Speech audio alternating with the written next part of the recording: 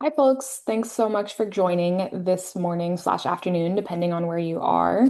We're going to wait just a few minutes. As you're coming in, if you'd like to drop in the chat where you're dialing in from, I'm always interested. I'll start. I'm in San Francisco, and it is starting to be a little sunny, but it's been quite rainy here. So thank you all, and we'll get started in just a few moments. To the moon.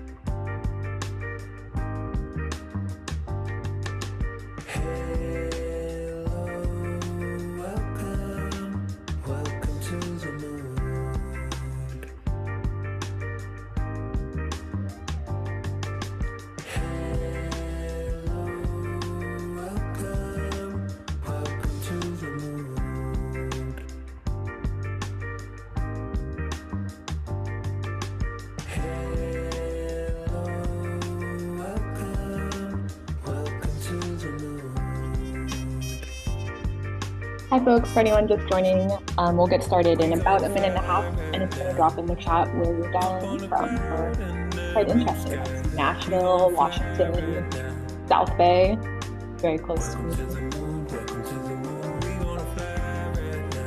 Central California, all over the place.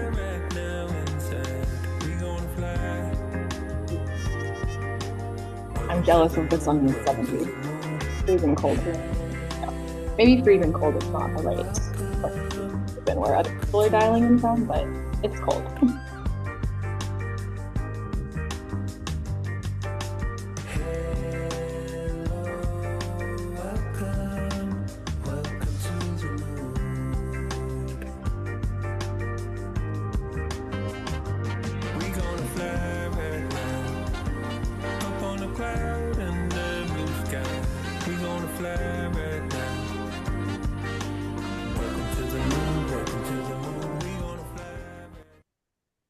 Amazing. Thank you, everyone, for joining today. We are really excited to get started and chat through supporting caregivers in the workplace. So I am going to kick us off and kind of set the stage for what y'all can expect today. My name is Riley. I work at Cocoon on the marketing team. I will be your moderator. But the stars of the show are your panel, and I'm going to let them go around and introduce themselves before we get into the conversation. So, Grace, I'm going to pick on you first if you'd like to give a little intro and maybe about why this topic is near and dear to your heart or just relevant to you. Yeah, absolutely. So happy to get to chat with Rachel and Angela today, and not actually see everyone else here, but be aware of your presence here. I'm Grace, VP of Revenue at Cocoon. I've been with the company a little over 4 years and really came to Cocoon initially because of my own experience with caregiving and my passion for supporting caregivers and people going through all of life's messy moments while also working. Based in San Francisco, which I said in the chat. And yeah, just super excited. This is one of my favorite things to get to spend time talking about. So I can't think of a better way to spend some time on a Thursday morning. I'll go ahead and pass it to Angela. Thanks, Grace. Angela Cheng-Cimini. I'm a 30-year HR executive. And like Grace, this is a subject that is near and dear to my heart because it's one of sort of the unseen forces that affect our employees. And there's not enough conversation about how organizations can support them. So I'm also looking forward to this conversation. Rachel, to you. Great. Hi, everyone. I'm Rachel Schneider, founder and CEO of Canary. And I've really spent the majority of my professional life thinking about the lives of low wage workers and thinking about like how to help people be more financially secure. And I'm just so excited to be in this conversation because often in those rooms where we're worried about financial health and well-being, we tried to just think about people's financial lives but actually people's lives are not segregatable in that way, right? So like whatever's happening in your caregiving life is happening in your financial life. They're not different. Um, so I think it's really fun to be able to think more broadly just about like what's happening in people's lives and what does that mean for them, and um, how can we support them in as many ways as we can, because people are really deserving and interested in support. So I'm psyched to be part of this conversation. I know I'll learn as much as I share. Uh-oh, Riley, you're muted. Lovely. Thank you. I Hmm. had to minimize the noise and didn't work. So thank you all, and thank you all for joining. We're gonna dive in. This is not going to be a very slide heavy talk, but I do have one or two slides at the beginning, so bear with me here. Want to just set the stage and kind of talk with folks about why we're having this conversation and why it's a topic that seems to be talked about more and more. And it's because caregiving is honestly something that touches probably almost everyone you know or any of your employees. There are a lot of reports out there and a lot of data. And some of the high level stats are that about 1 in 4 adults in the US have caregiving responsibilities.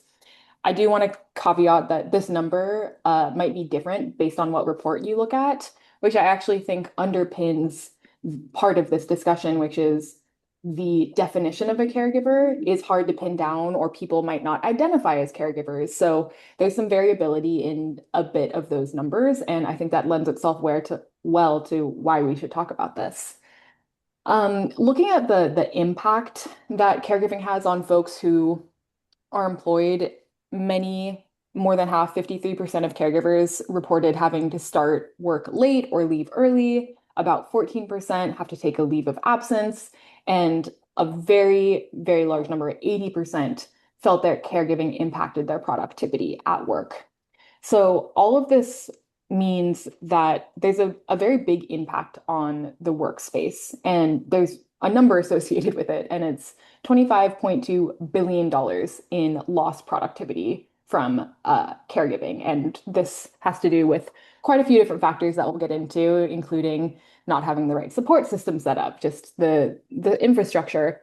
Um, but I want to tee it off with maybe the first question for the panelists. And my question is, obviously there's a lot of like hard impact here from caregiving on the workplace. Why do you think that caregiving still feels like a personal issue instead of something that companies openly plan for when you can see this impact? And maybe it's just not something as much that's talked about. Grace, I think I'll pick on you again, and you can kick it off. Yeah, absolutely. I think when I think about caregiving, your question around why is this still addressed as a personal issue, I think it comes down to largely that it's not often something that feels comfortable to talk about for a lot of people. I think parenting and caring for children is something that has become more and more talked about in the workplace. There are certainly still workplaces where people don't feel comfortable talking about their parenting responsibilities. But even beyond that, when we think about really this much, much broader definition of caregiving, frankly, I think there's still almost like a stigma about it at work that people, one, don't want to necessarily have a conversation that might be unpleasant or uncomfortable at work. Many of the circumstances surrounding caregiving aren't necessarily happy things to have a conversation about. If you're caring for a sick parent or, say, a sibling with a chronic illness, right? Whatever it may be, it's not a comfortable topic in a sort of quote unquote professional environment. And I think that sort of how that compounds is it's just not a subject that's broached either because the employee doesn't feel comfortable bringing it up, or they don't want to feel judged for or have people assume that they're going to be less productive or a worse employee in whatever, sense that means to them. And also, right, from the sort of people or leadership side, it's uncomfortable to ask people about, right? It feels almost like you're prying into their lives. And so I think the more we can have conversations like this and open up honest, open discussions about caregiving, what it looks like, how many people are impacted, it makes those conversations easier and easier. Definitely. Yeah. Yeah. I think that's such a good point. And sorry, I think I cut someone off, Rachel or Angela, if you wanted to jump in. Yeah, I mean, I was really just going to say, I think that's a big piece of it. Like, I think you've really covered it, Grace. I think that people don't want to introduce any suspicion that they aren't delivering at work. And the more you show up with a like, well, this is my work me, and I'm perfect, and I did all my work perfectly, that's often what people want, I think or see as the gold standard.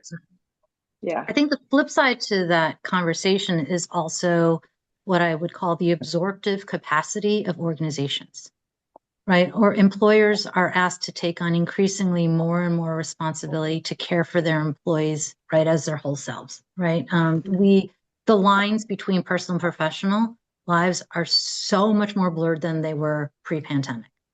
And so there's so much more of a professional obligation to take care of your employees' mental health, their financial security.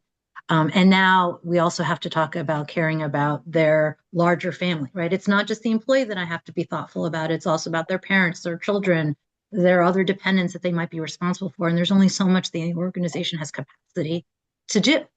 So I think that's just a reality, and it's not necessarily a reflection of how humane an organization is or how compassionate they are. It's really just about the bandwidth. Definitely. Yeah. I think these are all really good points. And as someone who works at a company that has a very good and open kind of like culture of caregiving, there's definitely a lot of benefits to working in a place where these conversations happen out in the open and people are really visible and honest about their different responsibilities. It makes it feel less daunting for me when these things come up to talk about them as well.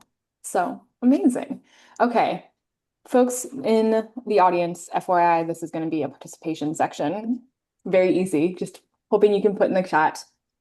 We talked a little bit about why folks think it's more of like a personal issue and not something we talk about as much. And I'm curious if you could put in the chat, when you hear the word caregiver, who or what comes to mind immediately? Is there some type of image that you see, person that you envision? I think this will be interesting to kind of guide our conversation for this next section. I can start. When I think of caregivers, the first thing that comes to mind for me is a parent caring for children, which is just one particular type of caregiving. But whenever I read about caregivers or hear that word, that's the image that comes to mind for me first. I'm of the age where I'm entering the sandwich generation, where I'm caring for my parents, and I'm still caring for my mostly launched adult children. Right, they're not toddlers, but right, they're not completely untied from the umbilical cord. And then I'll just add in one other thing, because I am a really devoted dog owner. There are also times when I've had really traumatic events with my pets, or I've had to, make the final visit to the vet, and it completely devastated me. And that is not something that a lot of employers are necessarily sympathetic to, right? So caregivers are also extend to our fur babies. So it definitely has a very expansive definition. Yeah. The other thing we see at Canary that's tricky for employers to deal with is that people's households are sometimes not their immediate family, right? So I live in New York City. People live with roommates still pretty, like it's not uncommon for people to live with roommates, and for to really feel like those are their family members. And from a financial perspective, those are often communities of people who are sharing financial responsibility. And a disruption in your roommate's life is a big disruption in your life. So I think it's really tricky for employers, because who is the household anyway? Like I agree, Angela, like employers are being asked to think not only about the worker but their family, but what if their extended community is having a crisis, Mhm. right? Yeah, we had a great example. We had an in-person meeting, and someone who was slated to present, their best friend got into a car accident, and she was sort of the closest kin. And so she spent the next 2.5 days in the hospital. Mhm. And we made all the space and the time for that. And that was a temporal caregiving role that she had. But at that Yeah, moment, that was the most important focus for that employee. yeah, that Yeah. makes sense.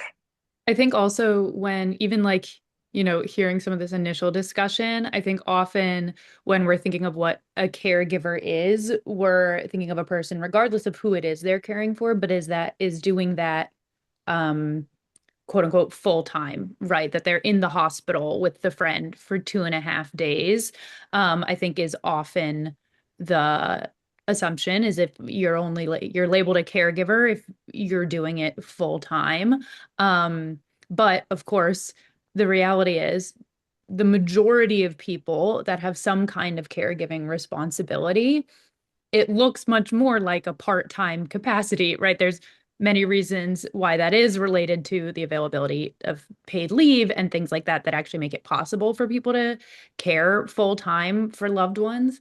But right, being the person that's on call if your parent slips in the shower, that is a caregiving responsibility, right? You're not making sure your parent is like cared for in every moment of that day. But if you're the person on call, like you are caregiving in a way, or if you're doing the grocery shopping, right? Or if you're picking up your niece and nephew at school, for instance, right? All of these things are caregiving responsibilities.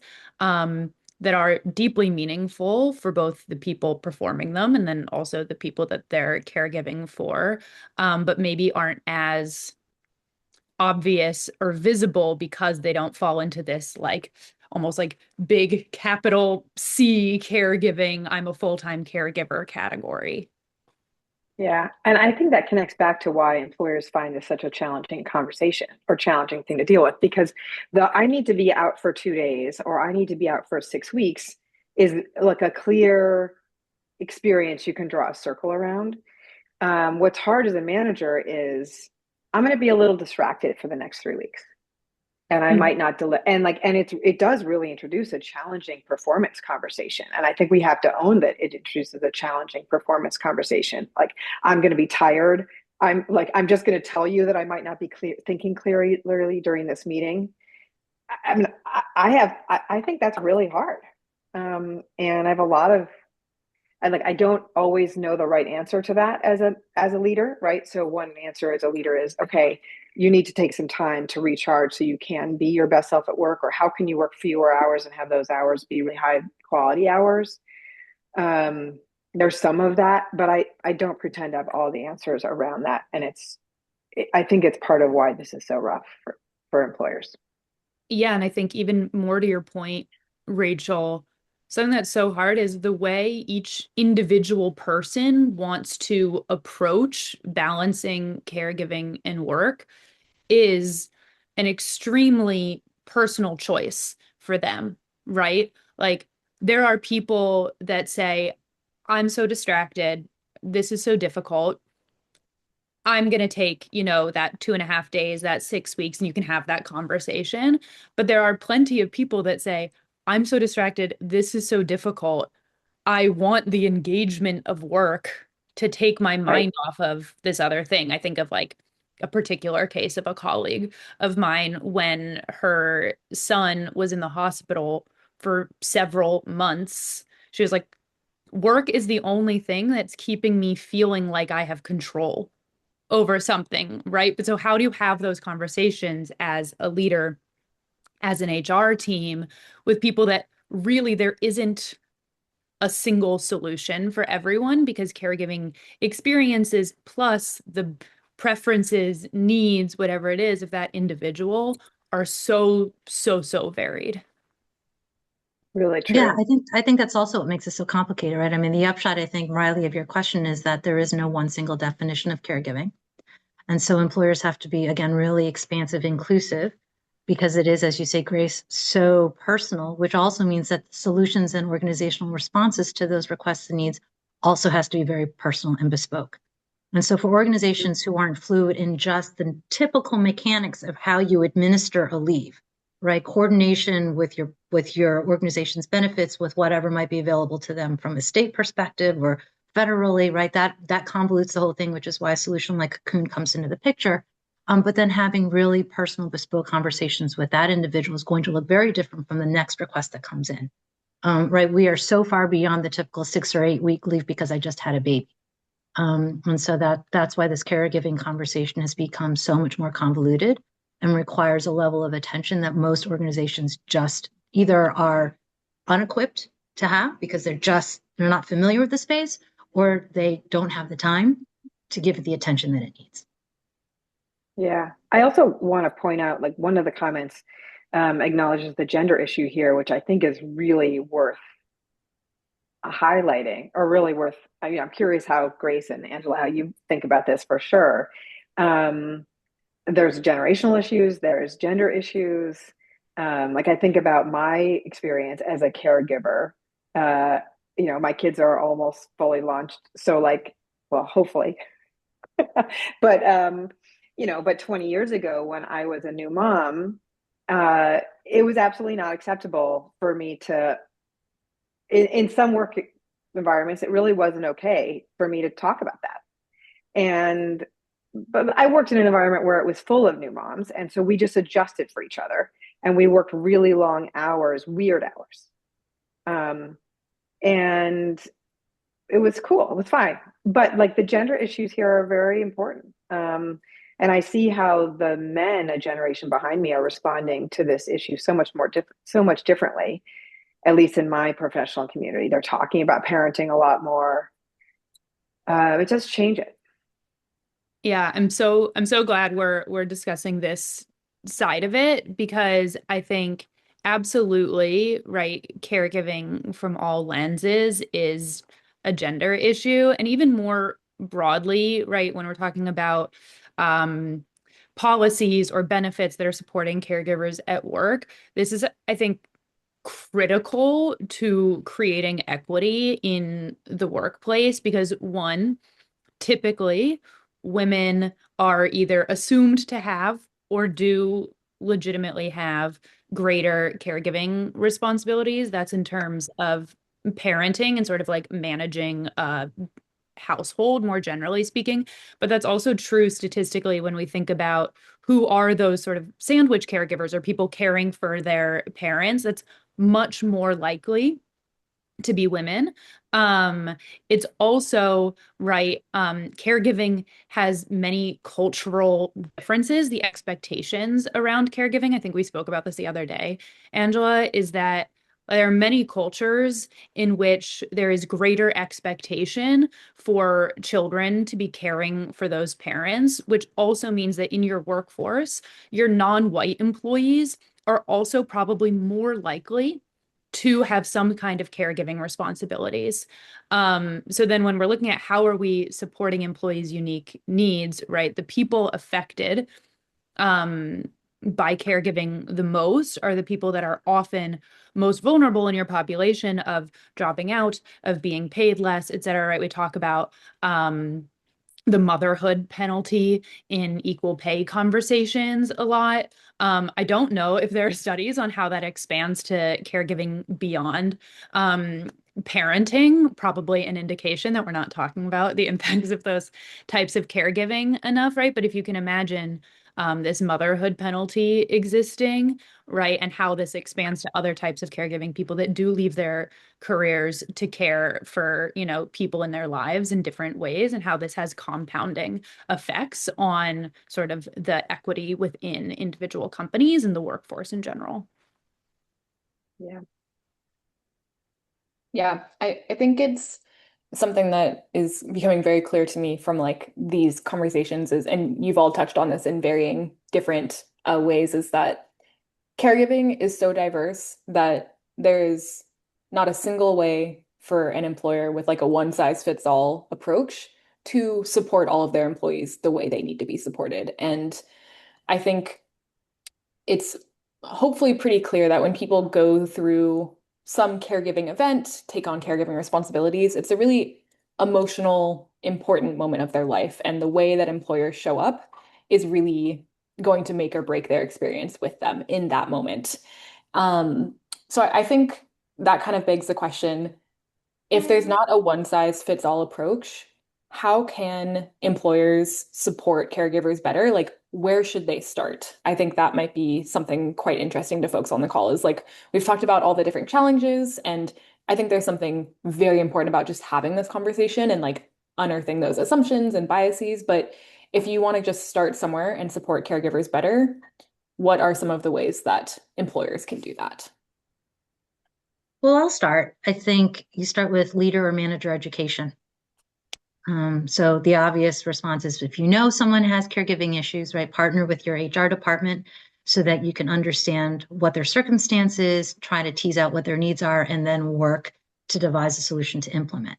And then for those that you're just sort of hearing about, right, then you have to make sure that you teach your managers how to open that conversation with tact and compassion. That's a little bit harder because that's a little bit more elevated kind of leadership tactic. But either way, you need to make sure that your culture is one that supports and openly normalizes these kinds of conversations by either role modeling that behavior, talking openly about your own challenges as a leader, talking about how you're dealing with them, giving credit to the people who are supporting you through that journey so that people know that it's a safe topic to undertake. Yeah. I also think some of our assumptions might not be right here around what caregiving is when we think about our policies. And it's really important to talk to your employees, understand your specific employee base, right? So, like we sometimes assume that you have fewer options available if you're not talking about salaried people who have the ability where like one of our biases is, oh, what people will need is flexibility, and we can really only give that to salaried people. But if you're hourly or you're on a shift, you can't give that. And yet I was at a meeting of HR leaders where people were talking about data that they had gathered from employees, and it was fascinating to everyone in the room. One of the HR leaders had done a very in-depth survey of their employees, and something that came back as having huge value for people was just the ability to take more unpaid PTO. And like that alone was just of a huge value because and part of I think why that was so valuable to people is it put the locus of control back on the employee. Mm. To say, this is what I need. I need Friday off. What I need is a 4-hour shift next Tuesday to go to parent teacher conferences. What I need is, that I'm going to come in late next Thursday because I have a doctor's appointment. And giving people that ability, even if it was an unpaid one, was hugely valuable and led to less absenteeism, greater ability by store managers to plan, right? So there was a business benefit as well. It wasn't, right. And I think that's the other thing is the more you can within a company acknowledge the business benefits to enabling caregiving along with the benefit to the employee, the more you can have a holistic, like, we understand why this is valuable and we'll keep committing to it approach. So I think that's really important. And I think the other thing is to have very clear performance expectations. So a question came up in the chat where somebody was saying, look, I had PTO and I could use my PTO, but then what about my performance expectations? Right. And I think, what about my deadlines? And it is very much the case that if you don't address it, and so in a way, what somebody said to me once, maybe it was you, Angela. Like when I think about like smart HR leaders I've learned from, if you have good policies around like the hardest things in HR, like you'll just generally up level the culture. Yeah. Right? So caretaking is a place where it points a spotlight on what's missing in your performance management. Because if your performance management isn't taking into account, like, well, this deadline is achievable, it's the right level of stretch given what this employee has on their overall plate, like that's really going to show up when somebody then has a caretaking issue. But as a general goal, like you generally want solid performance management. Yeah. I think that's such a good point, Rachel, about having clear policies in place across the board so that, right, when we're training managers or leaders like Angela's talking about, we're not putting them in a position where they're off the cuff, right, inventing an answer to an employee's question, or they're saying, I think it goes like this, or we could probably do that, and inadvertently, setting the wrong expectations with an employee. And so, right, this goes to, how does this intersect with performance? How does this intersect with variable compensation, right? When that applies to employees. How does this all intersect with any like leave policies you might have or additional benefits you might have?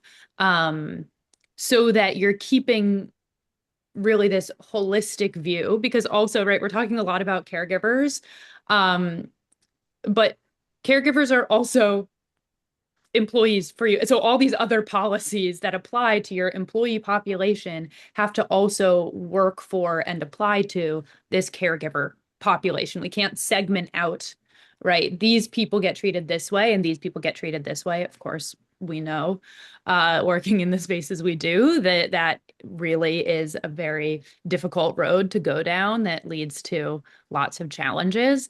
And so, yeah, I think that's such a great point, Rachel, that we need to be thinking about all the policies that support employees and support them in the many sort of variations or permutations that they might come in.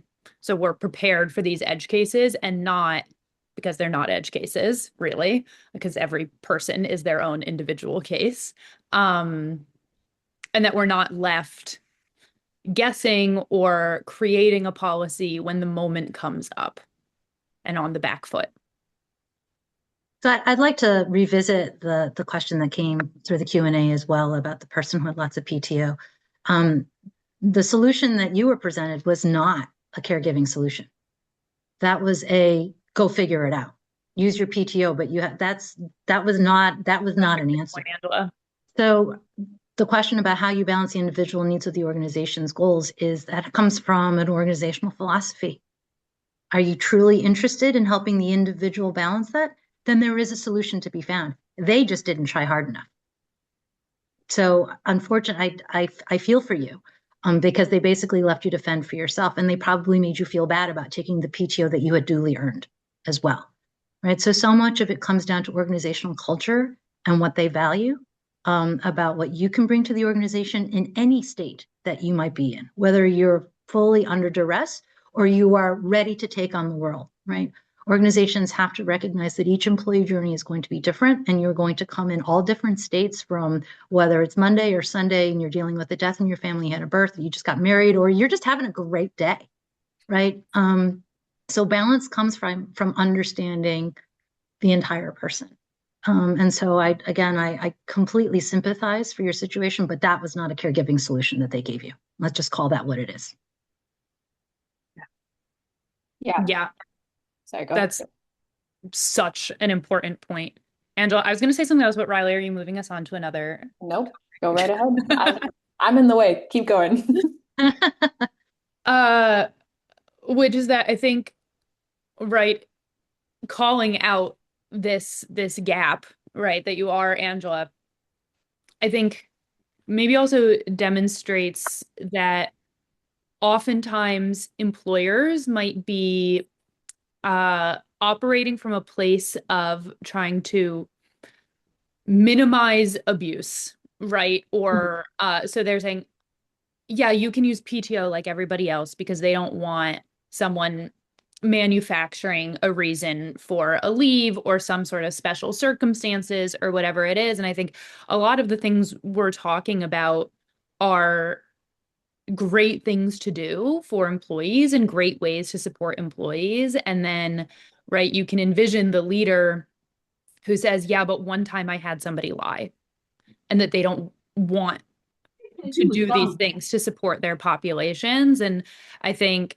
Angela, I'm interested from your perspective on the HR side, and Rachel from sort of like the leadership side. How do you balance this almost like fear of abuse with this need to support the whole employee, like you're saying, Angela?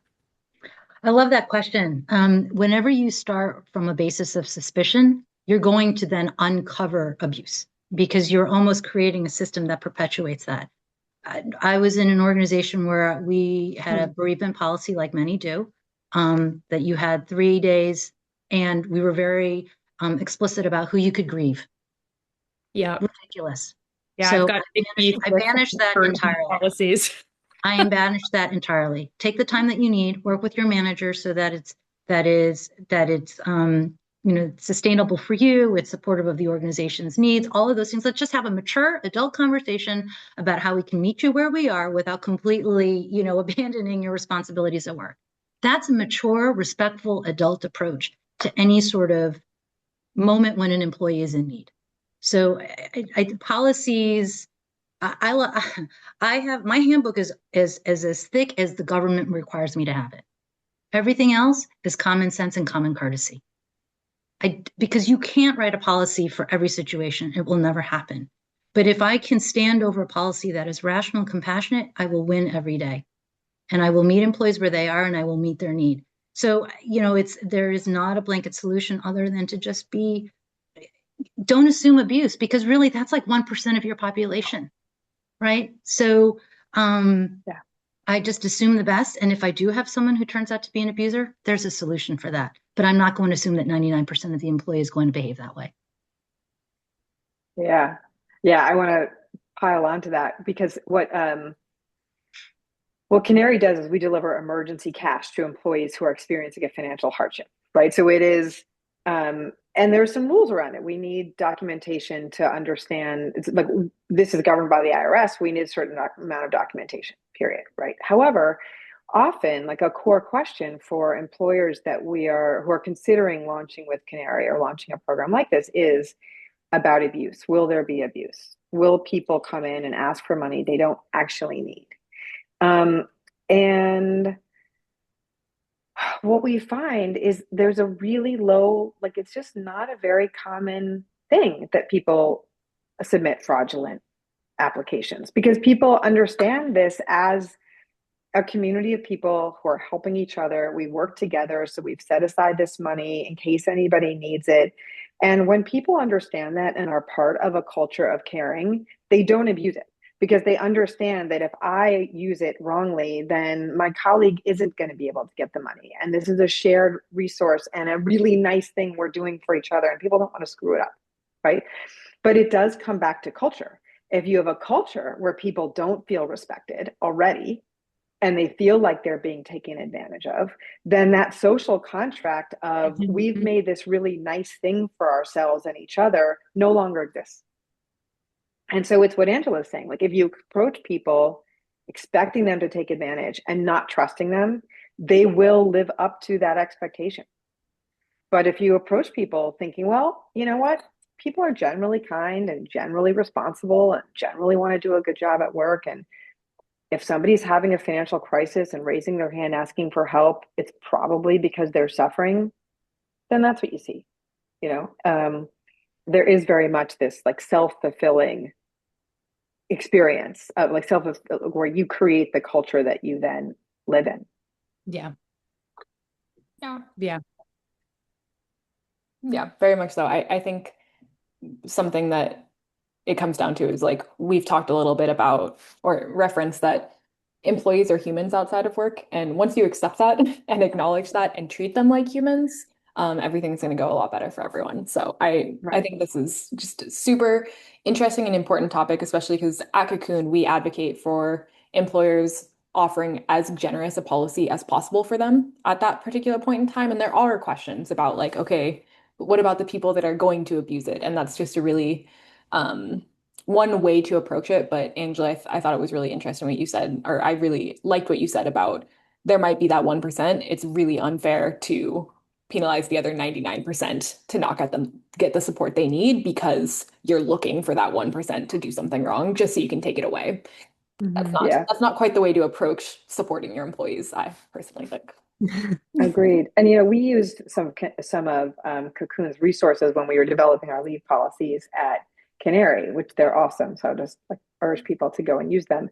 And the benchmarking was really helpful. And so was that urge to be as generous as you could be. And one of the choices we made was to do caretaking leave that was equal for the childbearing parent or the non-childbearing parent, which I think goes to the gender issues people were talking about earlier. Like, it felt like, well, we can do our part to enable somebody to establish a more equal caregiving expectation. I also think it goes to this point Angela's making around, like, and that I'm trying to emphasize around, if you're generous with your people, they'll be generous back. And so it's important to be transparent and clear. We've been as generous as we can. This is why we made the choices that we made in the policy. If it's not going to work for you, let's talk about what you need. Yeah, definitely. We're coming up on the end of our time, unfortunately. I feel like I could listen to this conversation for a lot longer. But I wanted to pose one more question to all of you. We've talked a bit about what employers can do, kind of like the current state of caregiving and how to try and approach it and unravel this situation that folks are just trying to adapt to in real time. What gives you hope that workplaces and employers are moving in the right direction on caregiving? Is there something in particular, some trend you're seeing, just something that gives you hope and makes you excited about these types of conversations? I think more and more people are entering the workplace who are normalizing these conversations. They're less afraid to talk about mental health. They're more inclined to ask for help. People of our generation are moving into more and more decision maker leadership roles where they can affect policy, they can affect and shape culture, so that we can make these kinds of conversations much more normalized and in fact encouraged. So I think that with time and legislation is catching up. I used to work in Massachusetts, and there's a Small Necessities Act, which gives employees paid time off to go to parent-teacher conferences, to take their children to doctors' appointments. And my hope is that the rest of the nation will catch up to that as well. So legislatively, as well as societally, these conversations are finding more and more audiences. So I'm hopeful. Yeah. Yeah, I can't really add to that. Like, I agree wholeheartedly. I think what you've said, Angela, is like a perfect wrap up. I would say I've also really experienced it in my own personal life, right? Over the course of my now quite long professional career, like, I'm seeing it be different. Um, and not in a even equal way across society, right? Like, my personal experience was colored by that. My first job out of grad school was in an investment bank. So it was like on the very far end of awareness of these issues. And now I work in environments that are more likely to be on the more caretaking, supportive end. But so, like, I don't think we're going to move equally in lockstep as a society. Like, it's my guess is that Wall Street is still more challenging than nonprofits or mission driven fintech. But like, we're getting there slowly but surely. We'll get there. Yeah. And there are more solutions, right? There are more entrepreneurs who are tackling this problem. Yes. 10 years Angela, ago. you took mine. Oh, go for it, Grace. Finish the sentence. No. I think the fact that, right, like Rachel is sitting here talking about Canary, that we're talking about Cocoon, there are more and more and more companies coming up trying to solve these problems. I think it's largely what you said, Angela, that like the generation of people that are coming up into leadership want to have these conversations, want to be more transparent, and want to solve the challenges that they faced early in their career in a lot of cases, or saw friends or colleagues or whomever facing early in their career. And it means that there is only more momentum around solving the many myriad challenges that face caregiver populations, because there are so many people founding amazing companies that tackle it from all different sides, right? We talk about companies like Canary and Cocoon, but also companies like Milk Stork, right? That are a different side of caregiving, or like companies like Maven or Clio that help you in like that early parenthood journey, whatever it is. I think there's so many more companies coming up that address this, and people approaching it with a lot of passion. that we can only go forward, I hope. Amazing. Thank you all so much for your time and your great thoughts. I had a really good time listening to this conversation. I hope folks who hopped on felt the same. I'm gonna throw up one more slide. I promise it's the very last one you'll see. We referenced a few resources and you'll get these. The link might come in the chat soon, but you'll also get a follow-up email from us with these particular resources. If you have any questions that we didn't get to, please feel free to respond to the email we send out. We're happy to field those and want to just make sure that folks feel supported enough to support their employees. So thank you so much for joining today. I hope you all have a wonderful rest of your Thursday, and we will see you all soon, hopefully. Thank you. Thank you. Bye. Y'all.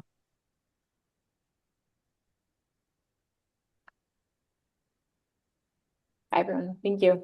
Bye. Okay, thanks. Bye.